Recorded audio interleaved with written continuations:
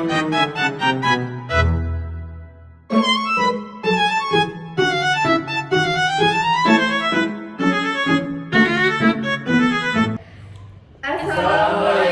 warahmatullahi wabarakatuh. Halo semuanya. Selamat datang di podcast Kelompok 2. Oke, sebelum kita mulai podcastnya, mari perkenalkan dulu masing-masing dari kita. Pertama-tama perkenalkan, nama aku Falisa Sylva Camelia. Nama saya Muhammad Fadila. Nama saya Noval Ramdhani. Nama saya Ahmad Rohim. Nama saya Esi Rizkianto. Nama saya Tina Nela Gusna. Oke, guys, jadi kita di sini akan membahas topik yang lumayan seru nih, yaitu topik mengenai Modernisasi. apakah bisa mempercepat Indonesia Emas 2045. Oke, guys, aku mau nanya nih, menurut kalian apa sih dari definisi modernisasi dan Indonesia Emas 2045 ini? Modernisasi Indonesia Iya. 45. Ya. Kalau yang saya pahami sih, modernisasi itu adalah proses peralihan dari masyarakat tradisional menuju masyarakat modern yang lebih maju, yang lebih kompleks dan juga lebih rasional gitu. Tapi modernisasi itu tidak hanya dalam penggunaan teknologi saja, tapi juga dalam ekonomi, politik, dan juga sosial budaya gitu. Iya, betul. Jadi modernisasi itu lebih canggih lah ya dalam segala aspek. Gak kuno. Oke, kalau untuk Indonesia Emas itu merupakan buah visi gitu dari pemerintah pada masa Orde Baru, dan juga Indonesia Emas ini digadang-gadangkan yang pemerintah itu katanya Indonesia itu mencapai kejayaannya dalam bidang ekonomi, politik, dan semuanya. Ya, karena itu dipengaruhi juga oleh pada 2045 itu 70% masyarakat Indonesia itu adalah kelompok produktif gitu. Jadi semakin banyak orang yang produktif, berarti ekonominya juga semakin naik gitu. Semakin kuat. Iya. Kalau kita tarik hubungannya nih, menurut kalian modernisasi ini ada hubungannya nggak sih sama Indonesia Emas 2045?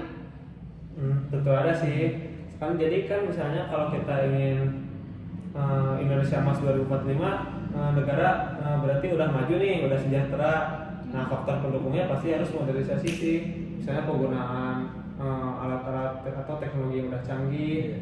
Iya. Ya, contohnya itu, ada nggak contoh lain kalau dari kalian? Saya mungkin macul ya. Macul. Kalau dulu kan macul di sawah itu pakai kebo gitu. Banyak sawah ya. Iya, emang sekarang pakai kuing.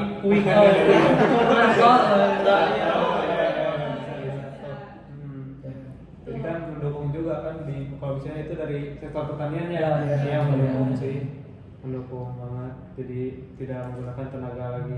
Ya, lebih efisien Iya, ya. efisien. Sekarang Lebih dari cepat. pertanian juga nih tahun nyebor, sekarang nggak perlu capek-capek bawa air. Nggak perlu sekarang IoT ya.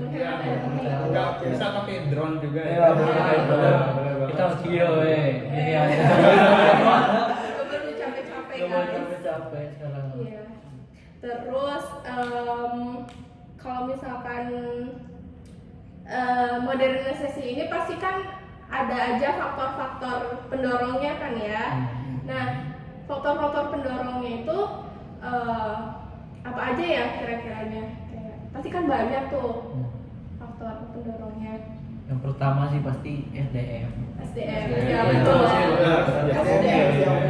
Harus yang unggul, harus yang terdidik kayak. Ya. Gitu. Nah, termasuk juga kan ini pendidikannya juga. Ya, Diperhatiin harus gitu. diperhatiin. Apalagi sekarang kan ada isu nih, katanya uang pendidikan dipangkas. Iya. mungkin pendanaan utama harusnya diutamain dulu pendidikan ya gitu. Ya, paling utama Pendidikan terus infrastruktur juga Ya, nggak kalah penting juga infrastruktur itu. yang gak kalah Iya. penting kayak ya kita contoh lah ini sinyal lah ya Sinyal, sinyal yang merata internet ya. apalagi deh Ya, bukan- karena kan sekarang itu kegiatan ekonomi itu banyak yang melalui internet, kayak melalui kita pesen bisa pakai Shopee, Iya. Lazada gitu. Iya. Kalau ada internet gimana ekonomi mau berjalan gitu Iya, ya. betul. Kripto segalanya Iya. kripto Segala sesuatu mudah dengan internet ya Iya. zaman sekarang itu. terus juga sama ini nih pemanfaatan sumber daya alam tuh. nah ya Nah, benar. sekarang kan kebanyakan tuh sama asing nih, Iya. sama antek asing Iya, katanya, asing. Benar. sama Cina gitu kan, banyak kan gitu. Ya. Nah, modernisasi kan pasti ada dampak positif dan negatifnya. Dalam konteks menuju Indonesia Emas 2045, apa aja sih yang bisa muncul dan bagaimana caranya? Dampak apa saja sih yang bisa muncul dan gimana caranya modernisasi bisa tetap menjaga Nilai tanpa budaya. ya nilai budaya tanpa ngorbanin budaya lokal gitu. Jadi si budaya dan kearifan lokal itu tidak hilang walaupun adanya modernisasi ini gitu. Iya benar. Kalau untuk itu sih bisa kita ambil contoh nih di Ya. Bali nih. Ya, Iya, betul. iya, Di Bali itu tuh ada tuh budaya tentang tari kecak. Nah, Ya. itu teh dipromosinya lewat media sosial. Nah, itu kan memakai teknologi ya, tapi Oh. tidak menghilangkan dari budaya itu. Kita bisa ambil contoh ya kayak gitu untuk yang budaya. Oh, terus bisa lagi gini, misalnya kayak kalau itu pas di Jogja kan jadi sejarah-sejarah lama itu dipakai buat objek wisata, jadi memperkenalkan kepada wisatawan Indonesia tuh. Ya, bisa tuh. Tapi gini kan ada juga nih yang dampak negatifnya. Misalkan inilah di contoh di Bandung. Di Bandung kan itu daerah Jawa Barat ya, tapi penduduk itu udah jarang banget pakai bahasa Sunda. Sunda. Itu kan efek dari modernisasi juga kan. Karena banyak yang ya dari luar-luar gitu. Apalagi bahasanya campur-campur kan. Ya. Terus soalnya ada yang bilang juga gini nih, ayo kita nyari tempat yang iuh. Kan kalau di bahasa Indonesia kan iuh tuh jijik ya. Iya. Anak-anak sekarang tuh bahasa Sundanya tuh udah kurang banget gitu. Iya. Udah mulai agak-agak terkikis gitu loh. Sama modernisasi juga ada juga modernisasi. Nah, kira-kira solusinya apa ya? Solusinya Sini sih.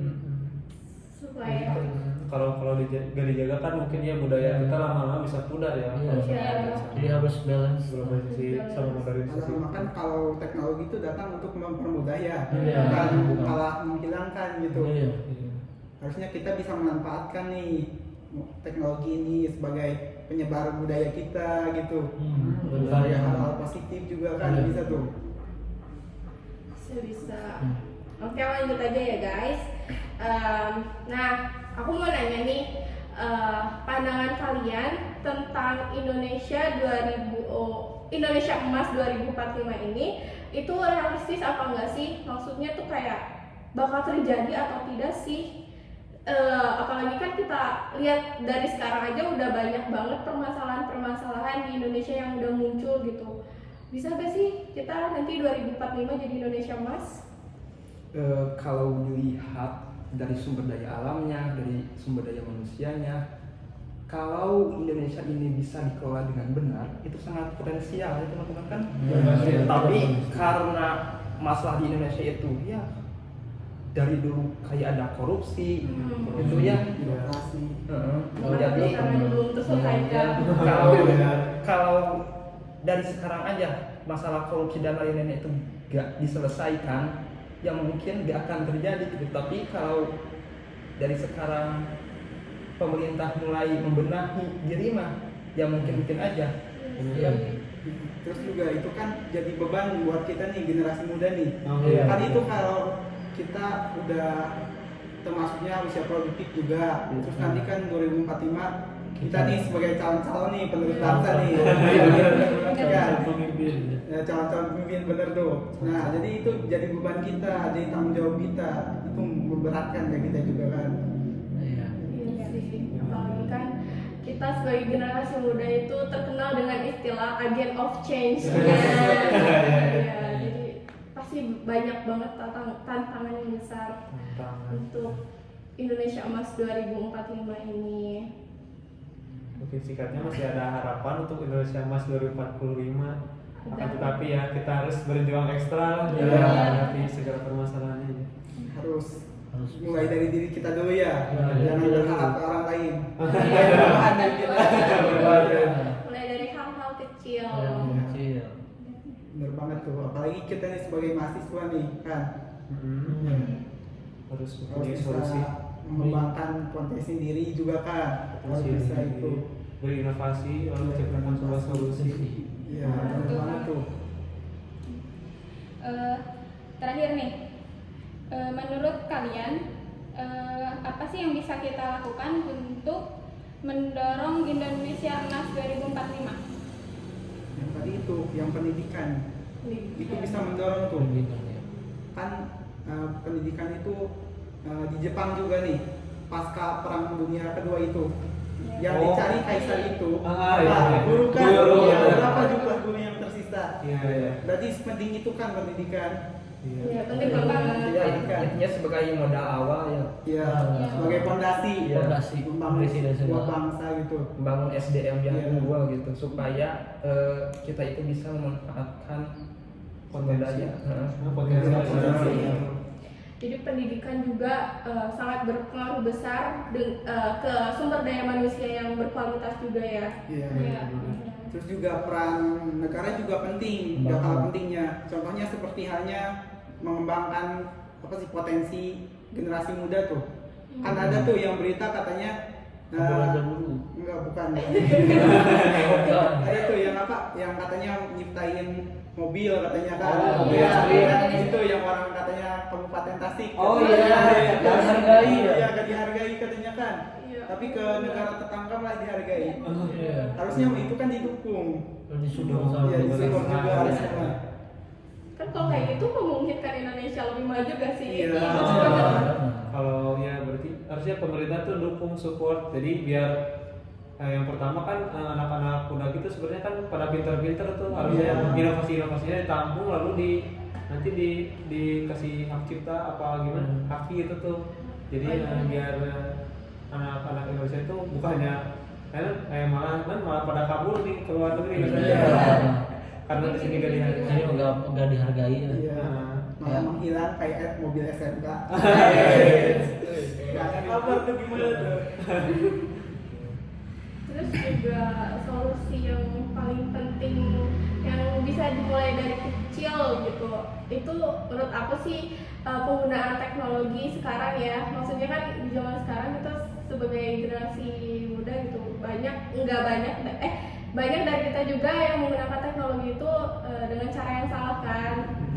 Nah, Kayak Oh iya, iya. berdampak negatif. Iya. Seperti hacking gitu ya. Ya, nah kita juga harus menggunakan teknologi kita dengan ya yang positif lah gitu, jangan sampai malah dipergunakan cara yang salah gitu, negatif. Padahal zaman sekarang tuh banyak sekali peluang lah kalau kita lihat kan internet pada internet kan banyak informasi yang bermanfaat juga kan, harusnya kita bisa lebih memanfaatkan sih ya. Iya. Iya. Gitu. Tuh. Terus juga kan sekarang ada marketplace juga kan. Oh, gitu. iya. Jadi kita bisa memanfaatkan nih buat jualan atau apa gitu. Iya. Lebih memudahkan juga gitu. Iya.